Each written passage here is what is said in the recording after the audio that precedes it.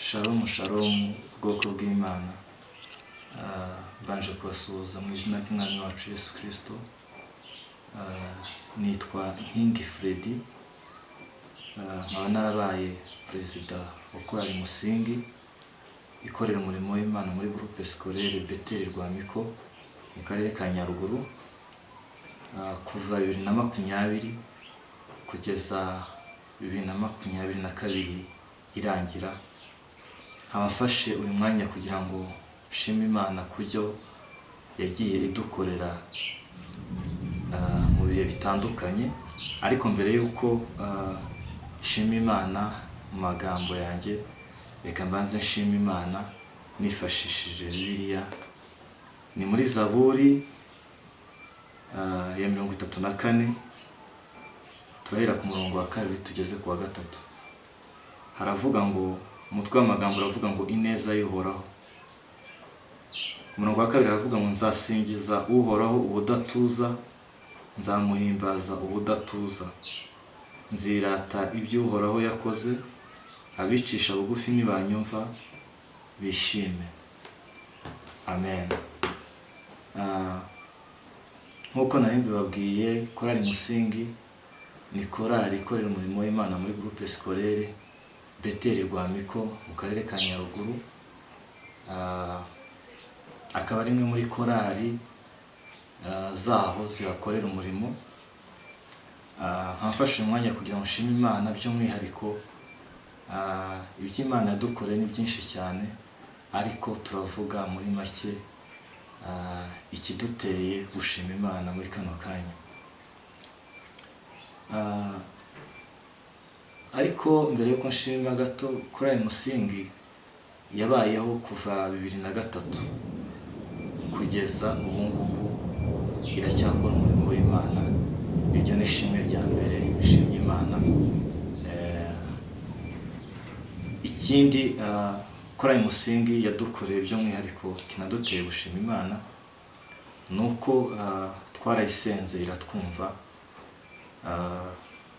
Korali Musingi twateguye igikorwa cyo gukora indirimbo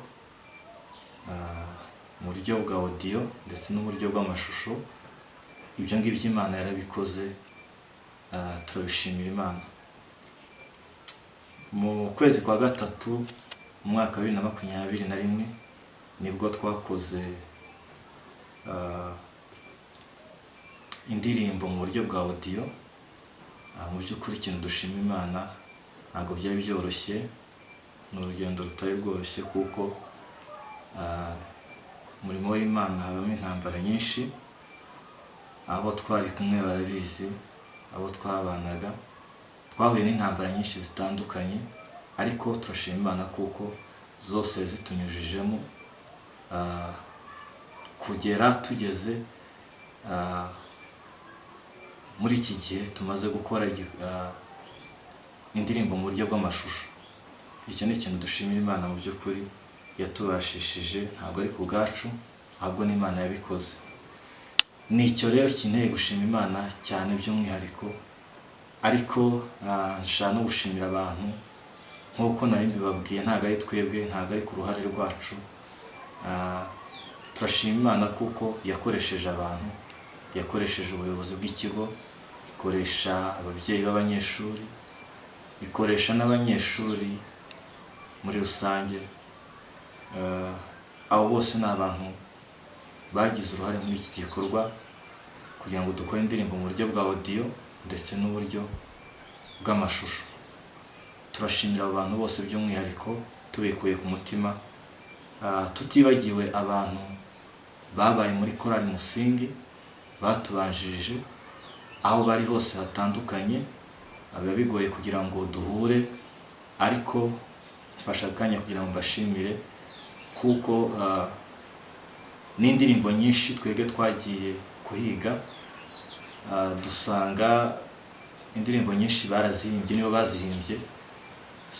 Turabashimira kuko bakoze igikorwa cy'ubutwari. Imana yo mu ijuru aho bari hatandukanye bahereza umugisha. Soza dufite YouTube channel yitwa Korali Musingi, Beteli MRR Rwamiko.